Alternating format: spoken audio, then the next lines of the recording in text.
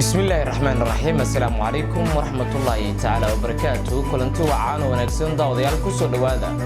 barnaamijka qof ka qof oo toddobaadkiiba mar aan kaga soo baahino muuqaal baahiyaha media fadlan haddii aad ku cusub tahay channelkeena subscribe leh maanta barnaamijkeena waxaanu ku soo qaadan doonaa wareysi aan la yeelan doono mid ka mid ah dhalinyarada Soomaaliyeed ee hal-abuurka sameeyay dadku barnaamijka socdo waxa halkan idinkaga tabinaya aniga Faarac Cabdiya dhanka farsamada iyo kaamirada waxa jooga Shucayb Xasan Maxamed ku soo dhawaada mar kale iyo barnaamijka qof ka qof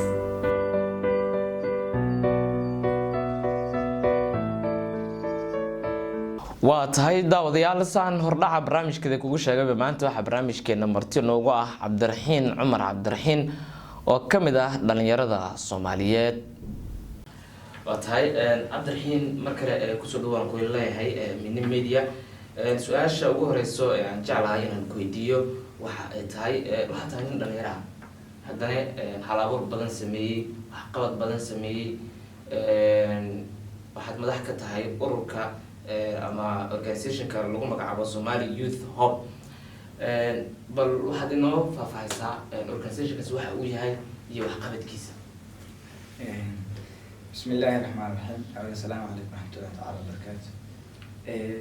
وبعدين قال عبد التربي أقول لك هاي ما سنتها أنت كده بحمد علينا من ميديا ورنتي كنا كان قرحة البضان اللي بعزونتي أنت كده بدي عن بدك له أوركا يوجد كيسة يولو سوقتي أورك مجلس سبحان الله Somali Youth Hub Organization صحيح أنا ولو كرن أوجيها وأنا magaciisa oo yani Soomaaliya ururka rajada dhalinyarada Soomaaliyeed ururka waxa la aasaasay bishii labaad koodeedii 2019 maalinimo ay tahay Talaado maalinkaas baa dibadda loo taagay shaqada ugu horeysay uu qabto ama ujeedkiisa hadafkiisa wuxuu ahaa laba arrin oo ahayd labadaba hal meel iskugu imaanayso caawintu waxa waaye marna waxa dadka danta yar in la caawiyo marna dhaxdeenaan haddaan dhalintii Muqdisho haddaan dhalintii Soomaaliyeed jaamacadaha dalka ku yaal wax ka barato inay iska caawiso dhankii garaadkii aqoonta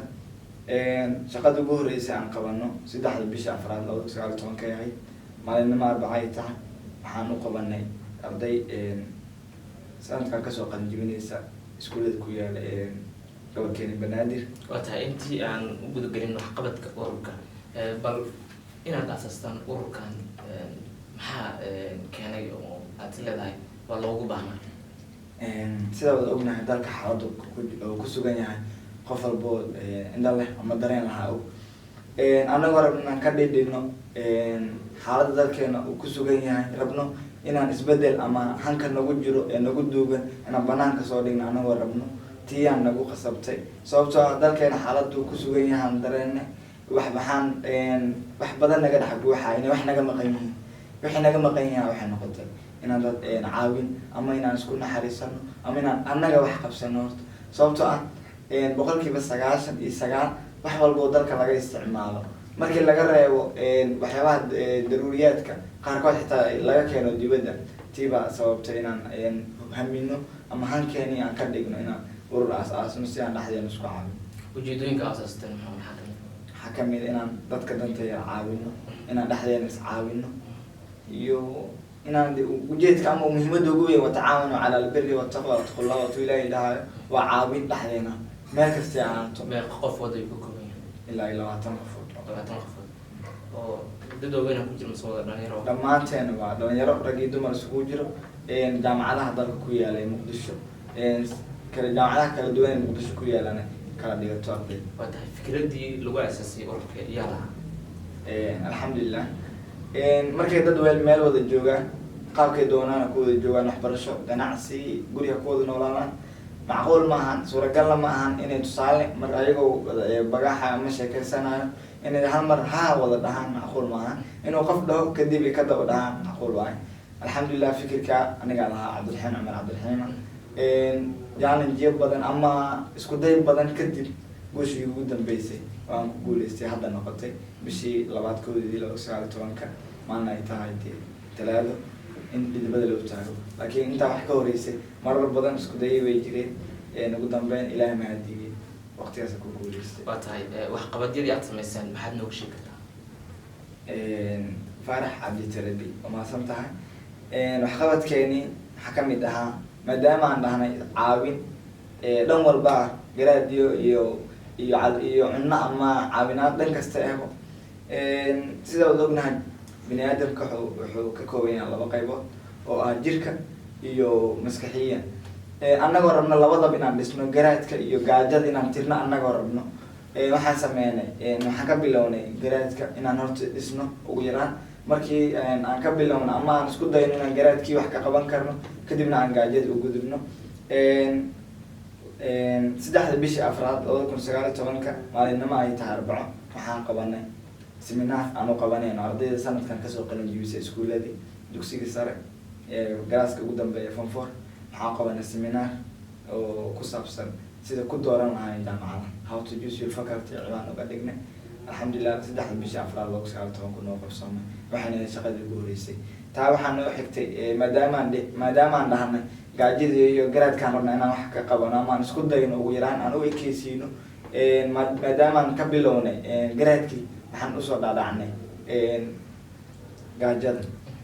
aan agagu leeyahay waxaa lagu jiray bishii barkeysneed ee Ramadaan 15 May. waa maalinkii riyooyinkeeni riyo kamid ay noola mooday. waa maalinkaan afurin u sameynay 150 qoys oo dadkeena oo danyara ku nool daafaha Muqdisho dhanka iyo Dareedisho kaam ku yaalo.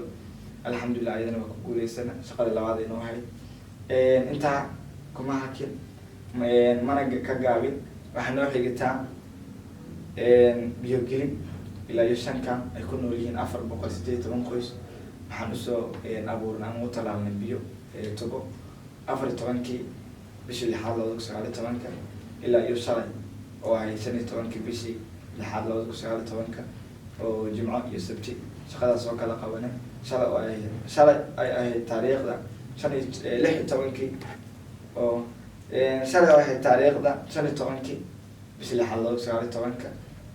ilaahay nagu soo guuleeyay inaan kusoo wada guuleysano 5 kaam oo ku yaalo daafaha Muqdisho dhanka iyo Dareedisho aan kusoo guuleysano. waana soo talaabnay 15 kaam oo horey biyaan u haysan ayaa biyo gelisan. waa 5 kaam oo ay ku nool yihiin boqolaal qoys. wadaarta guud markii la isku darana ay u dhiganto 418 qoys oo hamilkooda. waa tahay waa shaqo aad u qiimo badan oo aad u ballaaran waaye. yaa idinka caawiyey howlaha aad qabanaysaan oo gacanida ku siiyey midda maalka hadday tahay iyo dhanka taagta labadaba? xaqiiqatan iskaashatada ma kufto. Soomaali waxaan dhahnaa ama waxaa la dhahaabo haddaan nahay Soomaali. Soomaaliya been kuma mahmaado laakiin been way sheegtaa. waan dhahnaa mar walba waa isticmaalnaa, gacmada jir wax ku gooyaan, iskaashatada ma kufto iyo waxyaabo badan oo taalacayn. alxamdulilah waxaan aaminay haddaan nahay ardaydii dalka, haddaan nahay ardaydii jaamacadaha dalka wax ka baranayay oo garaadkeedii dareema inay kordheen, inaan horta annaga aaminayno dalkeena wax u qaban karo. dhexdeena annaga is caawino, annaga jaabkeeni ku noqono, annaga asxaabtii iyo dariskii iyo walaalihii iyo waalidkii ku noqono,